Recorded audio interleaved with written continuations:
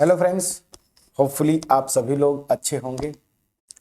So question number 13 जो मैंने आपको होमवर्क दिया था, इसके सॉल्यूशन पे आएंगे। और इसका सॉल्यूशन मैं ये बिलीव करता हूँ कि आपने ट्राई भी किया होगा और आंसर आ गया होगा। मैं उन प्यारे स्टूडेंट्स के लिए मैं सॉल्यूशन प्रोवाइड कर रहा हूँ तो सॉल्व नहीं कर पाए होंगे इस क्वेश्चन को, बट मैं फील करता हूँ कि इस क्वेश्चन को आपको सॉल्व कर लेना चाहिए था, इतने एग्जाम्पल्स इतने डिटेल में कॉन्सेप्ट करने के बाद। So let me start, but before that, अगर मेरा एफर्ट आपके पास पहुँचे, वीडियो अच्छी लगे, ठीक है, तो अप्रिसिएट जरूर करिएगा। सिंपली वीडियो को लाइक करिए, फ्रेंड्स के साथ शेयर करिए, कमेंट सेक्शन में कमेंट के थ्रू अप्रिसिएट करना मत भूलिएगा। चैनल पे अगर नए हैं जरूर सब्सक्राइब करिएगा, बेल आइकन क्लिक करके रखिएगा। मेरा जो मोटिव है मास में लोगों के पास क्वालिटी कंटेंट डिलीवर करना, इसमें आप पार्टिसिपेंट बने। मेरे दो चैनल्स हैं, हायर मैथ्स का एक चैनल है और ये चैनल जिस पे आप ये वीडियोस देख रहे हैं। तो दोनों जो मेरे चैनल्स हैं, इनके थ्रू मैं, अगर मुझे थोड़ा बहुत मैथ्स आती है तो मैं क्वालिटी कंटेंट डिलीवर करना, यही मेरा इंटेंशन है, मोटिव है। इसमें आप पार्टिसिपेंट बने। एनीवेज, क्वेश्चन को स्टार्ट करते हैं। क्वेश्चन क्या बोल रहा है, how many terms of the GP this are needed to give the sum 120। ठीक है, तो मैंने क्या बोला था कि आपसे यही पूछ रहा था कि ये टोटल कितने, इस जो जीपी दी हुई है ना, इसके कितने टर्म्स चाहिए जिनका सम जो है 120 हो जाए। तो ऑब्वियस सी बात है, आप एज्यूम कर लेंगे, so let n terms be needed। okay? let n terms be needed। हमें n टर्म्स चाहिए। मैंने एज्यूम कर लिया कि चलो भाई n टर्म्स चाहिए। तो क्वेश्चन में के accordingly S N equal to A bracket में, यहाँ पे देखिए r जो है 3 होगा, मतलब ग्रेटर देन 1, तो A are to the power n minus 1 upon r minus 1। ठीक है, यहाँ पे थोड़ा सा आप देखें, जो इंफॉर्मेशन दिया हुआ है थोड़ा सा इसको लिख लेते हैं हियर। n जो है आपको निकालना है, first term of the GP is 3, the common ratio is क्या, कैसे निकालते थे, just divide any term by its previous term if it is GP.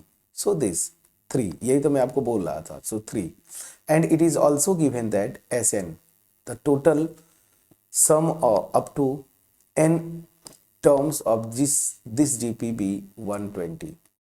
Okay, तो बस पुट करिए यहाँ पे इक्वेशन 1 में।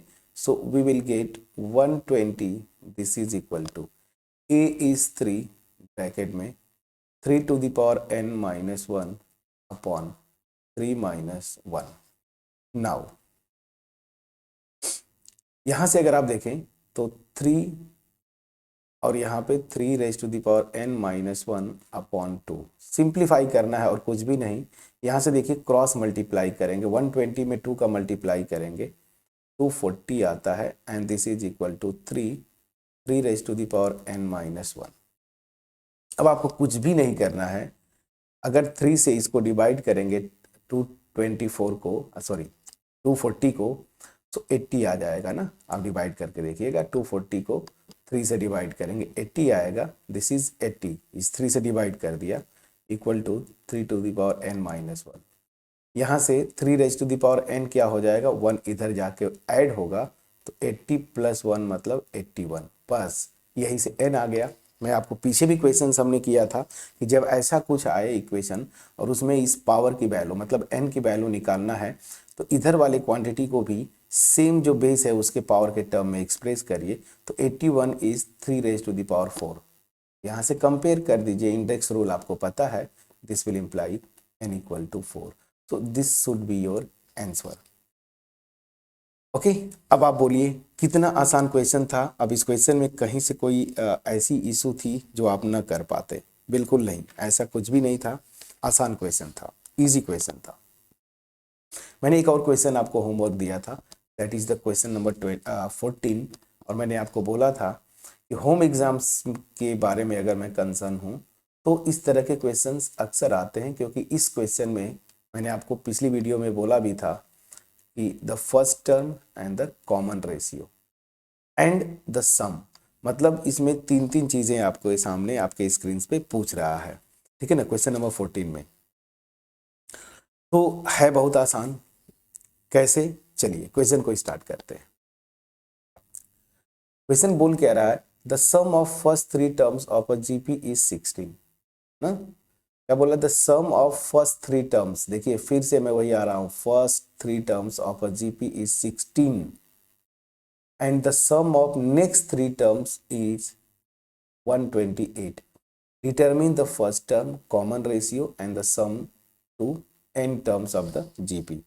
तो इस क्वेश्चन में आपको first term and common ratio, ये पहले दो चीज़ें निकालनी है, मतलब टू इक्वेशंस चाहिए, और यहाँ पे वो टू इक्वेशंस के लिए टू कंडीशंस दी हुई हैं, तो यहाँ से आपका दो कंडीशंस बन जाएंगे और आपका आंसर आ जाएगा फाइनल। सो अब याद रखिए, मैंने जो आपको बोला था ना कि जब फर्स्ट मतलब थ्री टर्म्स की बात आए तो आप ये एज्यूम करें, a r, a by r, a और ए आर, ये थ्री टर्म्स एज्यूम करिए। लेकिन यहाँ पे जब क्वेश्चन के अकॉर्डिंगली आपको बड़ा बहुत कुछ सोच समझ के करना होता है। यहाँ पे अगर केवल फर्स्ट थ्री टर्म होता मैं ये लेता, लेकिन क्वेश्चन में क्या बोला है कि फर्स्ट थ्री टर्म के बाद नेक्स्ट थ्री टर्म्स का भी सम दिया हुआ है। दैट मीन्स ये मेरा फिजिबल नहीं होगा, तो मैं क्या एज्यूम करूंगा, जीपी को एज्यूम कर लीजिए ए आर ऐसे ना। तो क्या एज्यूम करेंगे, लेट जीपी बी यहाँ से ए, जैसे नॉर्मल हम लोग करते थे ना, ए आर स्क्वायर, मतलब पीछे वाले टर्म में से कॉमन रेशियो को मल्टीप्लाई कर दीजिए तो अगला टर्म आ जाएगा, a are cube, a r के power 4, a are to the power 5 dot dot dot. और यहाँ पे जरूर लिख लीजिए where a be the first term, be the first term and R be the common ratio, R be the common ratio of the GP, ठीक है ना। ए first term हो गया, आर कॉमन रेशियो हो गया। अब जो क्वेश्चन में दिया है वहां से स्टार्ट करते हैं। सो गिवन जो है क्या बोला है, the sum of first three terms of a GP is 16। तो यहां पे देखिए a plus A r plus A r square this is equal to 16, ठीक है ना। यहां से आप क्या करेंगे, कॉमन ले लीजिए ए, तो this will be 1 plus R square this is equal to 16, ठीक है। ये हो गया मेरा इक्वेशन नंबर फर्स्ट। नेक्स्ट क्या बोल रहा है, and the sum of the next three term is 128। तो अगले थ्री टर्म्स, तो थ्री टर्म्स यहाँ, अगला थ्री टर्म्स ये हैं। So also it is given A are cube plus A R to the power 4 plus A R to the power 5 this is equal to 128। और इसको थोड़ा सा सिंप्लीफाई कर लीजिए, तो ए आर क्यूब कॉमन है, तो यहाँ से आ जाएगा 1 plus R square this is equal to 128। यहाँ तक क्लियर है। अब ध्यान दीजिए, इस इक्वेशन 1 को यूज कर लीजिए। तो क्या है, ये टोटल आप यूज करेंगे, क्या क्या, ए और इतना पोर्शन।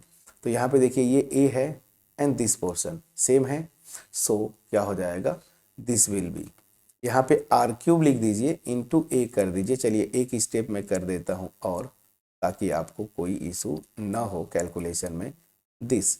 अब यहाँ पे देखिए इतने टर्म्स की वैल्यूज जो है आप उठा के, ये मतलब ये एक्सप्रेशन इतना, इसकी वैल्यू जो है 16 है, तो this will imply R cube into 16 this is equal to 128। और ये कहाँ से आपने किया, बाई 1, ठीक है।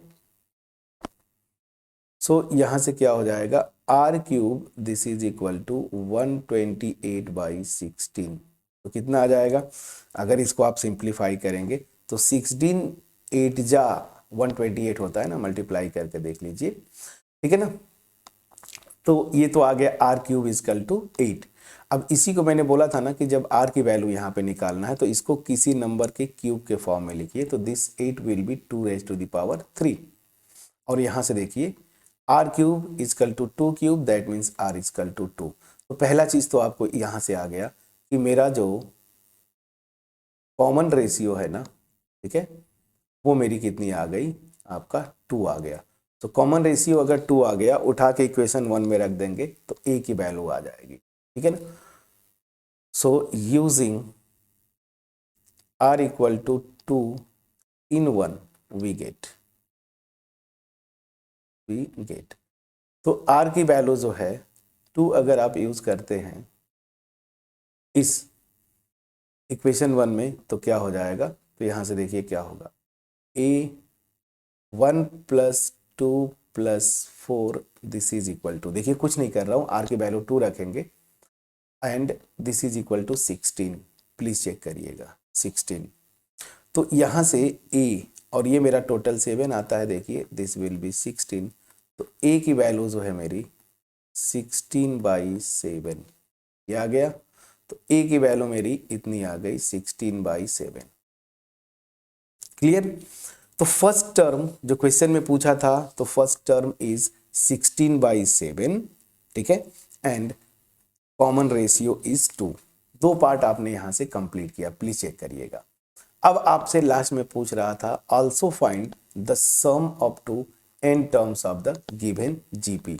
सो फर्दर Sn इक्वल टू, देखिए कॉमन रेशियो 1 से बड़ा है तो ये हम फार्मूला यूज कर लेंगे, this by r-1, please check करिएगा, ठीक है। चलिए फ्रेंड्स, तो मैंने जो लिखा था बीच में थोड़ा सा सिस्टम की बात है, हैंग कर गया था। फर्दर आपको क्या निकालना था इस क्वेश्चन में, देखिए ए निकल गया, आर निकल गया, sum to n terms of the GP. So now कौन सा फार्मूला यूज करेंगे, Sn equal to A bracket में r raise to the power n-1 upon r-1। बस वैल्यूज उठा के रखिए, आंसर आपका a की वैल्यू है 16/7 और यहाँ पे r मेरा है 2, तो 2 raise to the power n-1 upon 2-1। तो दिस विल बी 16/7 ब्रैकेट में 2 raise to the power n-1, ठीक है। ये हो गया मेरा आंसर, प्लीज चेक करिएगा, ठीक है, ये आपका आंसर हो गया। सो अल्टीमेट जो आपका सम का जो मतलब जो अप टू n टर्म का सम का जो फार्मूला आया वो 16/7 2 raise to the power n-1। First term is 16/7 and common ratio is 2। So ये था मेरा क्वेश्चन नंबर 14 था ना, हाँ 14 का ये solution. So in this video we solved two questions, question number 13 and question number 14. Hopefully my effort would have been reached to you, और अगर ऐसा हुआ तो प्लीज वीडियो को लाइक करिएगा, फ्रेंड्स के साथ शेयर करिए। Please don't forget to drop a comment in comment section. If you are new to my channel please subscribe the channel and hit the bell icon and participant, be a participant in my motive, which is to spread the knowledge, quality content to the mass of people। इसमें जो है आप सहयोग करें। सो मिलते हैं next video में। अब मैं नेक्स्ट वीडियो के लिए दो क्वेश्चन बैक टू बैक है, इस question number 15 and the question number 16। These two questions will be your homework. Please try to solve these two questions, question number 15 and question number 16. Okay, we will try to solve these two questions in the next video. So till then take care, पढ़ाई करते रहिए, ठीक है। सो मिलते हैं next video में। So thank you so much for watching my videos, friends.